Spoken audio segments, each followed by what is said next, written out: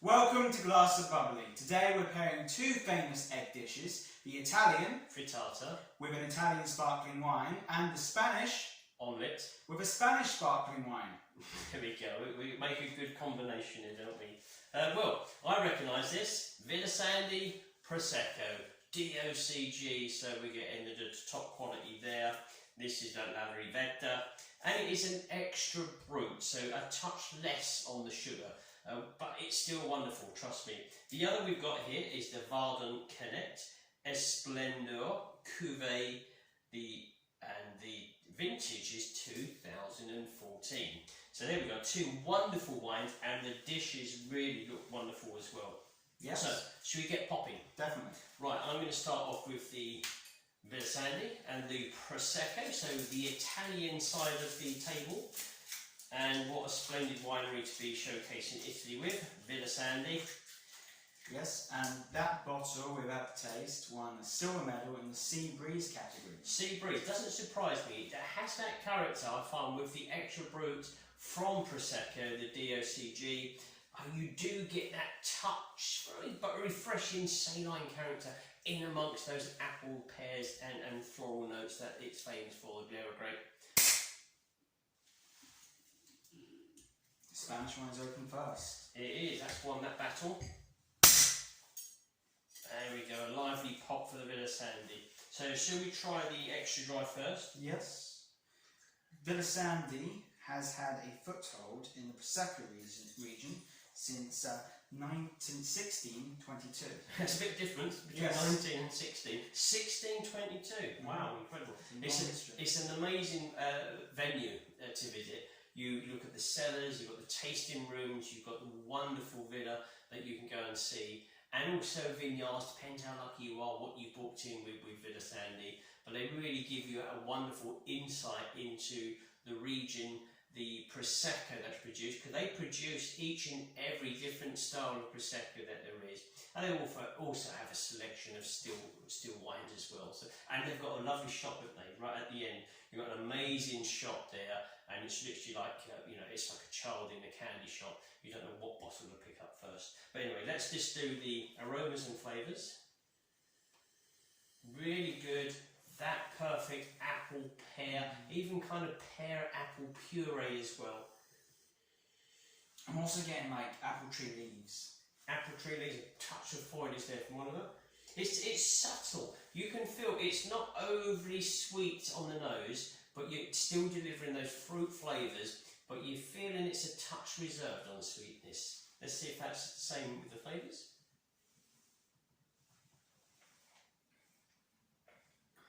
Yes, it exactly is that. Yeah. It's reserved on those flavours. They're still there, apple, pear, floral notes, but you've got that touch less sugar.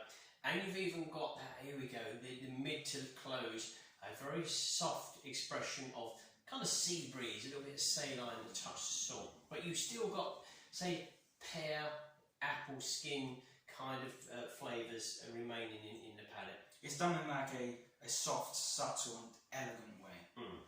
It very much is. You've always got that kind of creamy texture with Villa Sandy's Prosecco. But this one here, as I say, is very good for pairing with foods. All the wonders of Prosecco, but slightly less on the sugar front. Move over to the Spanish. Yes, let's try the Spanish example here. This was another silver medal, this time in the classic and elegant category. Classic and elegant category. Well, there we go. Swirl. It's got that touch of creaminess. Yeah, as definitely like a whipped cream sort of thing. Whipped cream, yeah, that's it. With a little bit of yellow fruit, a touch of yellow fruit, but certainly a silky texture on the nose. You're expecting it to be yeasty in style flavour. We're going to go for those flavours.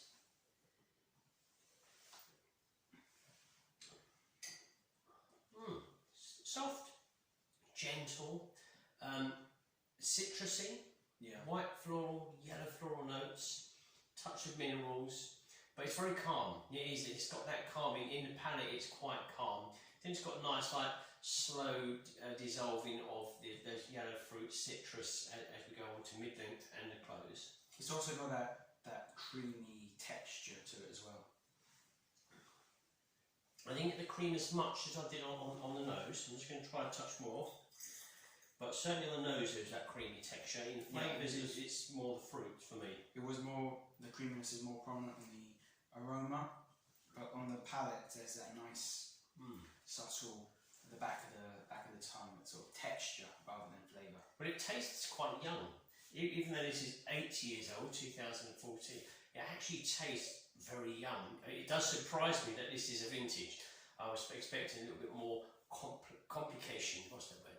Complex. Complex. That's the other thing. A complex kind of texture in the palate, but in fact, it's coming across as very, very young in style. Yeah. But certainly nice quality and classic and elegant indeed it is. So, what should we try first? Did you want to do the Spanish and me Italian, and then we'll swap over, or do we both do it both?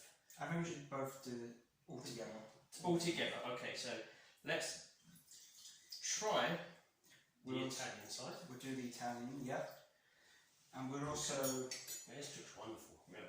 I want to pick it up, but this is. Oh, it's just about now. It's really hot. This pan was hot. This kind of cast iron steel pan went into the oven for a while, so this was baking up, and it really looks delightful. So this was made with egg, milk, onion, Parmesan cheese, and Italian sausage. We used salami as that. The salami, yeah, okay, good. It looks picture perfect.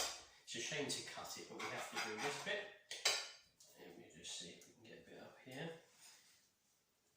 There we go, one piece there. Thank you. Have that bigger piece for me. A little bit of that, and it smells really good as well. So it's funny, egg, you don't always think, oh, egg and sparkling wine, you think, oh, that may sound a little bit of a strange combination. But I had egg salad just the other day with carver, and that was wonderful. So sparkling wine, in fact, does go well with salads, but it can also go very well with egg dishes, which obviously the omelette is based around the egg. So let's give this a go.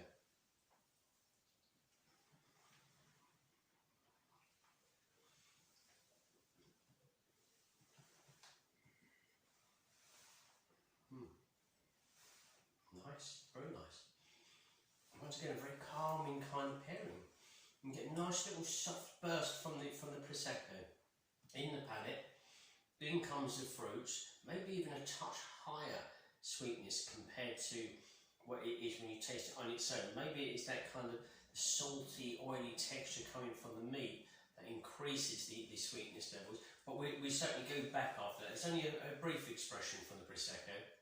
And then we're back to the savoury flavours from the dish. Yeah, I think there's lovely yellow fruits and yellow floral. The only thing I'd add extra is that I felt the fluffy egg and milk sort of absorbed the alcohol, giving it a bit of a stronger kick. A bit of a stronger kick. So the egg's drinking the alcohol, we're not drinking the alcohol. Yes, basically. Okay, let's go for the carver. For the Spanish side, should I say? There we go, you have to keep up.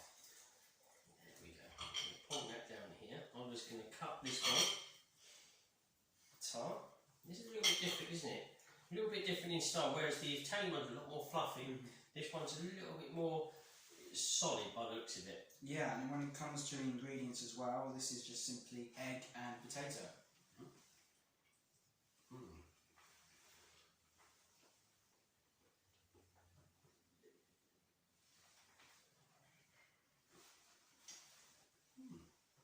Interesting. Well, nice, there's a saline approach there. Really good saline, palate refreshing, cleansing from the wine. Improving the quality of the wine, I feel. I think that the fruits are enhanced with the dish. Though it's not overly complicated, just potatoes, just egg, it's able to extract some real quality from that wine. Mid-length, the wine's toned down, and we're back to the savoury, we get back to the potato, should I say, more like the potato, and the egg comes back into play. But the palate's cleansed, you don't feel like any greasy texture in the palate. Nicely cleansed, nice food towards the close. But the wine certainly improved with the pairing. I definitely agree with you with that. The greasiness just sort of disappeared. I'd say that the potato flavours after the sparkling wine disappeared, sort of enhanced for me. I think they're both very, very good. It's a bit hard to pick, you know, the Italian here have a wonderful omelette. I think that may just get the edge for me with regards to the omelette. So I'm still a fan of the Spanish omelette, don't take me wrong. Yeah, I'd probably go for the omelette pairing over the frittata. Frittata, fair enough. I think for the wines, I'm going to go with the Villa Sandy. I think it just edges it for me. I'm a big fan of Prosecco. I do love Prosecco. We've got the DOCG here, which is a superior Prosecco. For me, that just edges over what is a wonderful wine, 8 years vintage. The Prosecco wins that also. I would say the same. I just preferred the Prosecco over the Spanish. But for the food pairing, wine and food, I'm going to go with the Spanish omelette. Same as me. Yeah, Spanish omelette and this wine here, the 2014 Vardin Connect, that worked a treat. So that literally takes the prize. Yeah, good. You'll go for that as well. Well, there we go. So omelettes, Italian and Spanish with some bubbles. They don't have to go they're not too bad together. So do try that out next time. So there we go. Thanks for watching. Until next time. Enjoy the fizz.